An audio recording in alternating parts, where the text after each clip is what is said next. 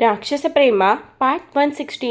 రేపు ఎవరితో అయినా లవ్లో పడతావు కదా, అప్పుడు తెలుస్తుందిలే అని నవ్వుతుంది వివేదిత రియాన్ని చూసి. అంటే ఇప్పుడు చెప్పవా అంటాడు డల్గా. కార్తీ, కాలేజ్కి టైం అవుతుంది అంటుంది వివి రియాన్ని. ఇద్దరూ కాలేజ్కి వెళ్ళే టైంకి విన్నీ విక్రాంత్ మాట్లాడుకుంటూ ఉంటారు. హలో మిస్, మీరు ఏ గ్రూప్ అని క్యాజువల్గా మాట్లాడుతూ ఉంటాడు విక్రాంత్. విన్నీ కూడా నార్మల్గానే చెబుతూ ఉంటుంది. క్లాస్కి టైం అవుతుందని వెళ్దాం అనుకుంటుంది. అప్పుడే రియాన్ రావడం గమనించి విక్రాంత్తో నవ్వుతూ మాట్లాడుతుంది. నైట్ టైంపాస్ కోసం మాట్లాడమంటే పోజులు కొడతావా, ఇప్పుడు చూడు అని విక్రాంత్ షర్ట్ మీద ఏం లేకపోయినా ఏదో ఉన్నట్టు దులుపుతుంది. ఏంటి మిస్, ఏం చేస్తున్నారు? సినిమాలో హీరో షర్ట్ మీద ఏం పడకపోయినా హీరోయిన్ రుద్దినట్టు మీరు కూడా నా షర్ట్ మీద ఏం లేకపోయినా ఏదో ఉన్నట్టు దాన్ని దులుపుతున్నట్టు యాక్ట్ చేస్తున్నారా అంటాడు విక్రాంత్. నేనేదో రియాన్ని ఉడికించడానికి చేస్తే ఈయనేమో ఏదేదో అనుకుంటున్నాడు. విక్రాంత్ గారు, అది సినిమా, బట్ రియల్ లైఫ్ నిజంగానే నాకు ఏదో పడింది అనిపించి దులిపాను. నేను మిమ్మల్ని జస్ట్ ఫ్రెండ్గానే చూస్తున్నాను, ఎక్కువ ఊహించుకోకండి విక్రాంత్ అంటుంది విన్ని. సేమ్, నేను కూడా మిమ్మల్ని అలానే చూస్తున్నాను అంటాడు విక్రాంత్. అలా అయితే ఇలాంటి టాపిక్స్ ఎప్పుడు మన మధ్య రాకూడదు అంటుంది విన్ని విక్రాంత్ని. తప్పకుండా అని నవ్వుతాడు విక్రాంత్ కూడా ఆమెతో పాటుగా. వాళ్ళిద్దరి క్లోజ్నెస్ ఇకలు పక్కపక్కలు చూస్తుంటే రియాన్కి మండిపోతుంది. ఎప్పటి నుంచో ఒక మంచి ఫ్రెండ్ ఉంటే బాగుండు అనుకుంటున్న విన్నీకి విక్రాంత్తో నవ్వుతూ మాట్లాడడం బాగా నచ్చుతుంది. వివి, నీ గురించి తెలుసుకోవడానికి ఫ్రెండ్షిప్ అనే నాటకం ఆడాను. ఈ ఫ్రెండ్షిప్లో మెల్లమెల్లగా నువ్వు నాకు నచ్చితే నువ్వే ఈ విక్రాంత్ లైఫ్ పార్ట్నర్వి నువ్వే అనుకున్నాడు విక్రాంత్ మనసులోనే. ఏంటి రియాన్, ఎక్కడ చూస్తున్నావు అని రియాన్ చూసే వైపు చూస్తుంది వివేదిత. అబ్బో, దీనికి బాగానే ఫ్రెండ్స్ ఉన్నారే అనుకుంది వివి అది చూసి. ఒకరి గురించి అలా తప్పుగా అనుకోకూడదు అంటాడు రియాన్. నేను వాళ్ళిద్దరినీ ఫ్రెండ్స్ అని అన్నాను, తప్పుగా ఏమీ అనలేదు అంటుంది వివేదిత. అయినా అది ఎటుపోయినా నాకు అనవసరం అంటూ చీదరంగా చూస్తుంది వివి.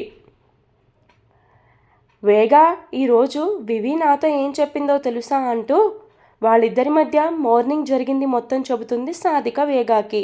కూతురు తనని అర్థం చేసుకున్న విధానానికి వేగా మురిసిపోతుంది. వేగా, నువ్వు కూడా షైనీ కూతుర్ని వదిలేస్తే నీ లైఫ్ బాగుంటుంది. షైనీ అనగానే ఫస్ట్ టైం తనకి హెల్త్ బాగాలేనప్పుడు వేగా ఉన్న సిచ్యువేషన్ గుర్తొస్తుంటుంది. ఒకసారి గతంలోకి వెళ్ళిపోదామండి. వివి స్కూల్ యానివర్సరీ అని వెళుతుంది వేగా. షైనీ కూడా విన్నీ కోసం వస్తుంది. ప్రోగ్రామ్ అయిపోయిన తర్వాత ఇంటికి వెళ్దాం కోసం చూస్తుంటారు వేగా వాళ్ళు. షైనీ విరాజ్కి కాల్ చేస్తుంది రమ్మని. డ్యూటీలో ఉండేసరికి రావడం కుదరదు అని చెబుతాడు. విరాజ్ దగ్గరికి వెళ్ళేది కాబట్టి విన్నీ ఆమెను చూసి గుర్తుపట్టి హాయ్ అని చెయ్యి ఊపింది. వివేదిత మాత్రం తనని పట్టించుకోకుండా ఆమె పని ఆమె చేసుకుంటూ ఉండేది. వేగా కూడా వాళ్ళని అంతగా పట్టించుకోదు. కొంత సమయం తరువాత వేగా బుక్ చేసుకున్న ఆటో వస్తుంది. వివిని తీసుకుని ఆటో ఎక్కుతుంటే మమ్మీ అన్న విన్నీ ఏడుపు వినిపిస్తుంది. వేగా ఆటోలో నుంచి దిగి ఏమైందో చూస్తుంది. షైనీ కళ్ళు తిరిగి పడిపోతుంది. విన్నీ ఆమెను పట్టుకుని ఏడుస్తూ ఉంటుంది. చుట్టుపక్కల ఎవరూ ఉండరు.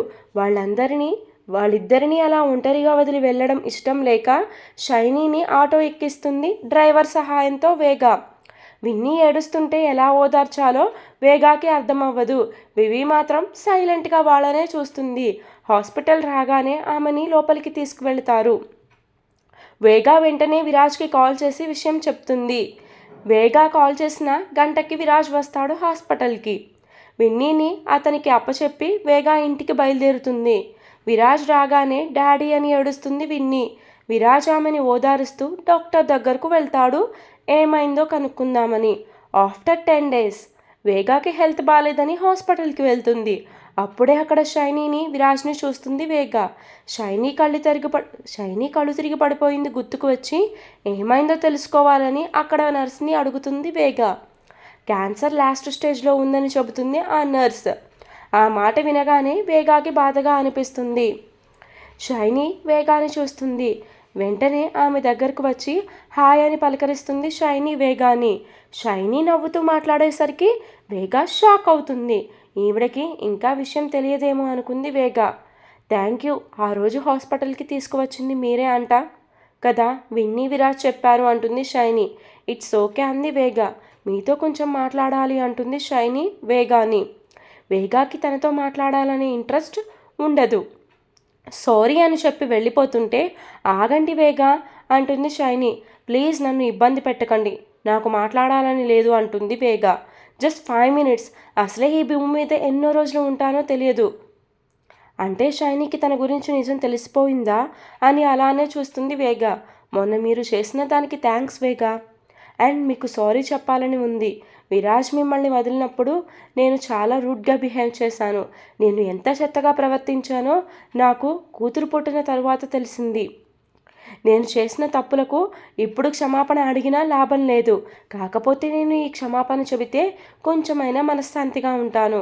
నాకు మనశ్శాంతిని దూరం చేసి నువ్వు మనశ్శాంతిగా ఉండాలి అనుకుంటున్నావా అని నవ్వింది వేగ షైనీతో. మీ నవ్వుకి అర్థం నాకు తెలుస్తుంది. ఇంతకు మించి ఇంకా నేనేమీ చెప్పలేను అంది షైనీ. నేను కూడా ఏమీ కోరుకోవడం లేదు మీ నుంచి అంది వేగ. ఇప్పటికైతే నేను నా కూతురు చాలా సంతోషంగా ఉన్నాము. ఎవరి గురించి మాకు ఆలోచన లేదు అని వేగ వెళ్ళిపోయింది అక్కడి నుంచి. చనిపోతుందని తెలిసినప్పుడు రియలైజ్ అయ్యిందా? జరగాల్సింది మొత్తం జరిగిన తర్వాత ఎంత మేల్కున్నా ఏం ప్రయోజనం అనుకుంది వేగ మనసులోనే. అలా షైనీ చనిపోవడానికి ముందు కన్వర్సేషన్ మొత్తం గుర్తుకు వస్తుంది వేగాకి. వేగా, ఏం ఆలోచిస్తున్నావు? నేను అడిగిన దానికి సమాధానం చెప్పు అంది సాది. షైనీ కూడా నాలాంటి అనాథనే, బట్ తను పెరిగిన వాతావరణం వలన ఆమె అలా తయారయ్యింది. తను లాస్ట్ స్టేజ్లో ఉన్నప్పుడు అంటే తను చనిపోయే ముందు నాతో చాలానే సమయం గడిపింది. అంటే నాతో ఎక్కువగా మాట్లాడేది. మొదటి 2-3 సార్లు తనని కసిరించుకున్నా. నెమ్మదిగా తనతో మాట్లాడడం మొదలుపెట్టాను అని చెబుతుంది వేగ. అబ్బో, అలా అయితే ప్యాచప్ అయ్యారా అంది సాధిక. ఇద్దరూ ఒకే ఇంట్లో ఉండాల్సిందే, తను చనిపోయాక వచ్చావేంటి అంది సాధిక. నేను మళ్ళీ విరాజ్ దగ్గరికి ఎందుకు వచ్చానో నాకు మాత్రమే తెలుసు అంటుంది వేగ. మళ్ళా పాతవి మొత్తం గుర్తు తెచ్చుకొని బాధపడాలని లేదు అంటుంది వేగ. కనీసం విరాజ్ అన్నయ్యతో నార్మల్గా అయినా మాట్లాడొచ్చు కదా అంది సాధిక. ఇప్పటికైతే మాట్లాడాలని లేదు, ఫ్యూచర్లో ఏమవుతుందో మాత్రం తెలియదు అంది వేగ. అలా తలుచుకున్నావో లేదో అతని నుండే మెసేజ్ వచ్చింది. ఈవినింగ్ ఐజీ గారి ఇంట్లో ఫంక్షన్ ఉందంట, అందరినీ రెడీ అవ్వమని చెప్పాడు అంది వేగ. సరే అయితే నువ్వు ఆ ఏర్పాట్లలో ఉండు, నేను వెళ్తాను. నీరజ్ ఏమంటున్నాడు అని అడిగింది సాధికని వేగ. మనిద్దరం కలవకుండా ఉంటే బాగుంటుందని కోరుకుంటున్నాడు. తన దగ్గర కన్నా నీ దగ్గర ఎక్కువగా ఉంటున్నానని కుళ్ళు. పాపమే, అతనితో ఉండొచ్చు కదా, ఎందుకు ఇక్కడికి వస్తావు అంది వేగ. రేపటి నుంచి రాకు అని ఒక్క మాట చెప్పు, మానేస్తా అంది సాది. అమ్మో, నిన్ను కలవకపోతే నాకు ఏదోలా ఉంటుంది. మరి నీరజ్తోనే ఉండొచ్చు కదా అని ఎందుకన్నావంది సాధిక. నువ్వేమంటావో వినాలని చెప్పి అన్నాను అంది. సరే పాప, బాయ్ అని సాది వెళ్ళిపోతుంది వేగ దగ్గర నుంచి. ఇన్స్టాగ్రామ్ స్వైప్ చేస్తూ నవ్వుతుంది వివేదిత. కాలేజ్ నుంచి వచ్చాక ఫ్రెష్ అవుదామని లేదు, ఎప్పుడు చూడు ఆ ఇన్స్టాగ్రామ్ చూస్తూ కూర్చుంటావు అని గొనుగుతుంది వేగ వివేదిత మీద. నేను కాలేజ్కి వెళ్ళిన తర్వాత నువ్వు చేసే పని కూడా ఇదే కదమ్మా. ఎలా తయారయ్యావే, ఏదంటే దానికి వ్యతిరేకంగా మాట్లాడుతూనే ఉన్నావు అంది వేగ. నువ్వు అన్నదానికి సమాధానం చెప్పినా ఇలానే అంటావు. మీ డాడేదో ఫంక్షన్కి వెళ్ళాలని చెప్పి మెసేజ్ చేశారు, త్వరగా రెడీ అవ్వు. ఆయన వచ్చేలేపు రెడీ అవ్వలేదనుకో మనం రెడీ అవ్వడం వల్లనే లేట్ అయిందని చెప్పి గొనుగుతాడు. అమ్మా, నేను ఏమైనా చిన్నపిల్లనా ఫంక్షన్స్కి తీసుకువెళ్తున్నావు? అలాంటి ఫంక్షన్స్కి వెళ్తేనే కదా నువ్వు పెళ్ళికి వచ్చావు అని అందరికీ తెలుస్తుంది అంటుంది వేగ. నేను పెళ్ళికి రావడం ఏంటి? What nonsense are you talking అమ్మా? ఏదో టంగ్ స్లిప్ అయ్యి మిస్టేక్గా మాట్లాడాను అంది వేగ. అదే, ఆ మిస్టేక్ని ఇప్పుడు కరెక్ట్ చేసి ఏమన్నావో చెప్తావా అంది వివేదిత. నువ్వు పెళ్ళి ఈడికి వచ్చావని తెలియాలి అంటే ఇలాంటి ఫంక్షన్స్కి వెళ్ళాలి అంటుంది. అప్పుడే పెళ్లి చేసి పంపించాలని ఫిక్స్ అయ్యావా అని అడిగింది వివి. ఇప్పుడే చేస్తాను అనడం లేదు, నీ స్టడీ ఫినిష్ అయిన తర్వాత చేస్తాను. ఇప్పటి నుంచి నిన్ను అందరూ చూశారు అనుకో, రేపొద్దున ఏదైనా మంచి మ్యాచ్ ఉంటే చెప్తారని. అమ్మా, నువ్వు కూడా పాతకాలం వాళ్ళలాగే మాట్లాడుతున్నావే. తల్లి అయిన తరువాత అందరూ ఒకేలా మారిపోతారు అంటుంది వేగ. షిట్, ఇంకా ఆపు, నాకు వినే ఓపిక లేదు అంటుంది. కావాలంటే నీ ముద్దల కూతురు ఉంది కదా, తనకి చేసుకో అంటుంది. పెద్ద పిల్లకి చేయకుండా చిన్నపిల్లకి చేయకూడదు అంటుంది వేగ. ఏం కాదు, దానికి చేసి పంపించేయండి, మన ముగ్గురం ప్రశాంతంగా ఉండొచ్చు. నేను నీ పెళ్లి గురించి మాట్లాడుతుంటే నువ్వు దాని పెళ్లి గురించి చెప్తావేంటి అంది వేగ.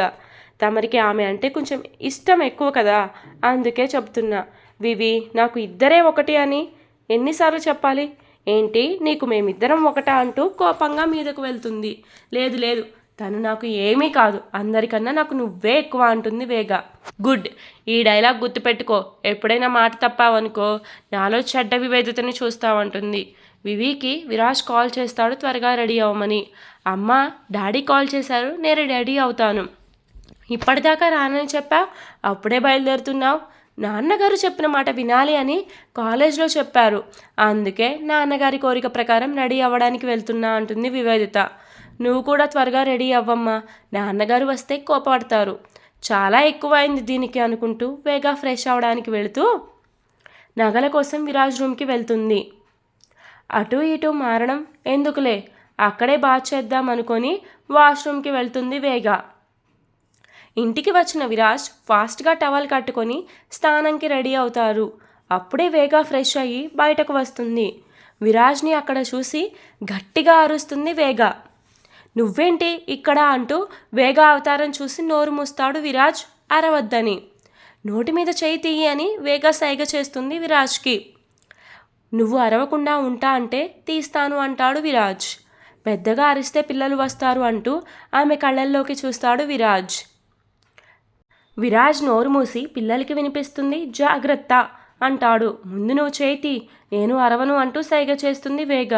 తీసిన తర్వాత అరిస్తే వాళ్ళు వస్తారు, చాలా చండాలంగా ఉంటుంది, మన ఇద్దరిని ఇలా చూస్తే అంటాడు.